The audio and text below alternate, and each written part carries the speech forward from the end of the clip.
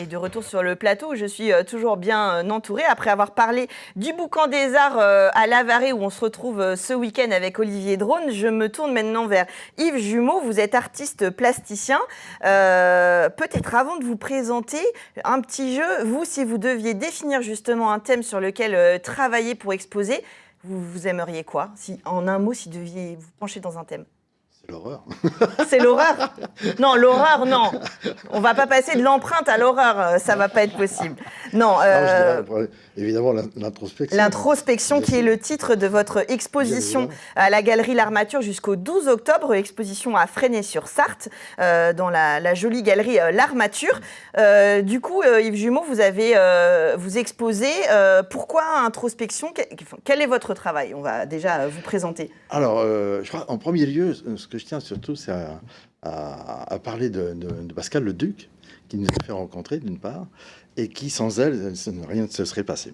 Qui est la responsable de la galerie L'Armature. Qui a créé cette galerie. Donc, c'est une espèce de pari dans faire ça dans un petit village en Sarthe, ouais. dans une période où le marché de l'art est quand même un peu compliqué, sauf à très très haut niveau. Autrement, financièrement, c'est quand même assez compliqué. Et donc, j'ai trouvé ça assez culotté. Oui, et une très bonne programmation en plus. Voilà, pour ça, je pioche régulièrement pour vous faire venir sur Culturel. Et du coup, vous, qu'est-ce que vous y exposez dans cette belle galerie? Là-bas, j'y expose... il y a un panel de travail qui est un peu différent. Alors, parfois, certains sont un peu déroutés en disant « je comprends pas », parce que là, il y a une vitrine qui est présentée avec des œuvres qui sont de type cristallisé. Après, il y a des œuvres que l'on voit sur l'autre écran qui est derrière vous. On le verra sûrement après. Donc, il y a des travaux qui sont différents. Il faut dire que ça représente de nombreuses années de création. Donc évidemment, entre certaines œuvres, il y a une confrontation d'une 25 ans d'écart. Donc évidemment, ça peut être un peu saisissant. Mais malgré tout, il y a quand même un fil conducteur qui est justement la notion d'introspection, puisqu'avant tout, mon thème de travail, c'est l'humain. Sous toutes ses formes, que ce soit psychologique, relationnel, sociologique, etc., etc. C'est mon cœur de métier. C'est ce qui me passionne. Est-ce qu'il n'y a pas un double sens sur cette introspection de l'humain, mais aussi de votre travail, puisque vous dites que voilà, sur plusieurs années de travail. Oui, bien évidemment. C'est un travail également sur moi-même. Alors, on essaye ici, dans l'émission, de donner à voir différents types d'œuvres et puis d'essayer d'expliquer aussi aux téléspectateurs pour qu'ils aient envie de découvrir ça. Vous êtes le fils d'un maître verrier. Oui. Donc, il y a cette matière, en tout cas, quelque chose, une connaissance d'un artisanat d'art. Enfin, je ne sais pas exactement ce que faisait votre père. Et puis, finalement, vous êtes d'abord ingénieur. Vous avez un parcours... on va dire classique avant de revenir à l'art. Oui. Alors, en fait, mon père avait un atelier de vitrail en création et en restauration, les deux.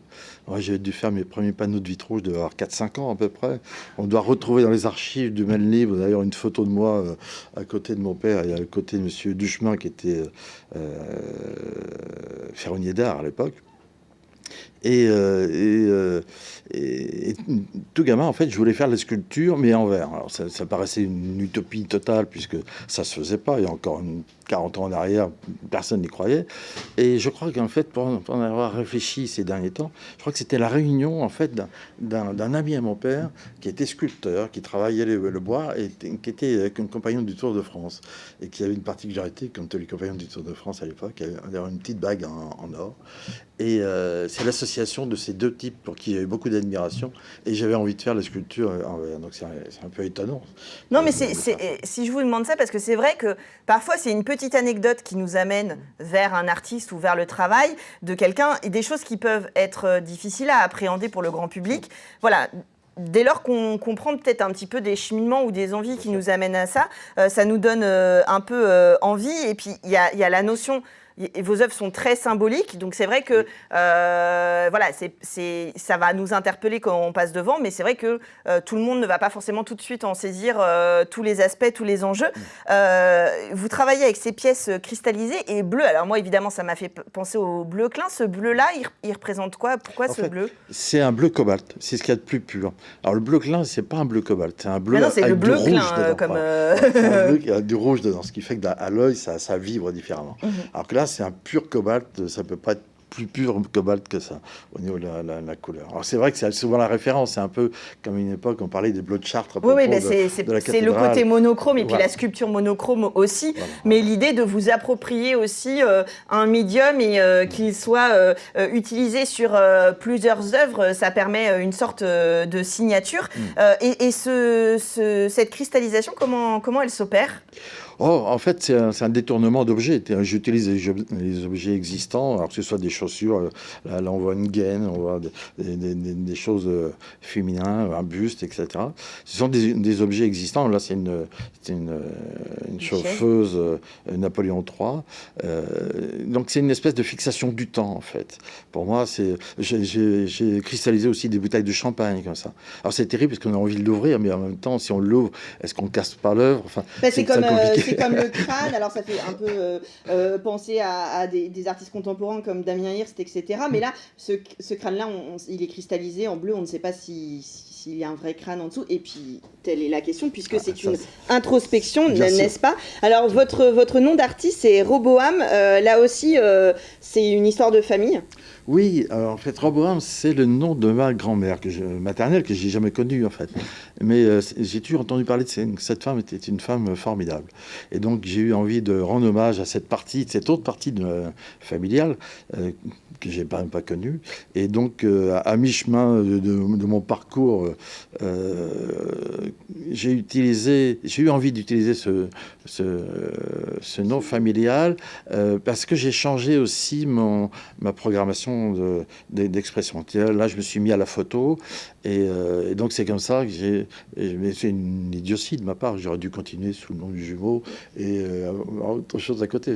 Ça aurait été mieux au niveau du show. Vous auriez pu vous dédoubler pour faire le show. Compte, je repars de zéro. Il y a plein de gens qui savent pas qui c'est Roboam, alors que j'ai un background international à côté. Donc j'ai perdu un peu de temps, mais bon, c'est pas grave. Et en photographie, c'est la question du numérique et de cet écran qui peut servir dans tous les sens du terme, qui vous intéresse aussi? Bien sûr, bien évidemment. Là, mais je crois que c'est le propre de tout artiste. On crée des choses et puis en même temps, on se camoufle derrière. C'est tout un jeu subtil parce qu'on veut montrer, mais en même temps, on ne veut pas se montrer. Le paradoxe, on est sculpteur et on parle de son travail. En écrivant, ça me semble normal qu'il parle de son travail. Nous, on ne devrait pas parler de notre travail. À la limite, on devrait juste montrer nos œuvres. Ce serait tellement plus facile. Mais en même temps, le langage, c'est le médium universel. Exactement. Par excellence. Alors après, il y a plusieurs façons de l'appréhender, avec des rencontres, comme on le disait tout à l'heure avec Olivier à La Varée, par exemple, où là, on va être en contact direct avec les artistes. Et puis, des fois, se retrouver seul face à une œuvre et pourquoi pas avoir quelque chose qui se passe entre elle et nous et avoir envie de l'acquérir. Et tout ça, voilà, ça permet aussi les galeries sont là pour ça aussi, de nous ouvrir à des œuvres qu'on n'aurait pas forcément chez nous. Moi, il y a des artistes que j'adore, mais même si on m'offrait les toiles, je suis pas sûre que je les mettrais chez moi, parce que je sais pas si j'arriverais à vivre avec, en fait, parce que c'est faire ensemble et c'est vivre des émotions par rapport à tout ça. Oui. Mais pourquoi pas une petite tête de mort cristallisée bleue sur ma table de chevet. Qu'est-ce que vous en pensez, Olivier? Par le biais de l'Artothèque, pendant 6 mois, pourquoi pas? Oui, voilà, c'est ça. Pour tester.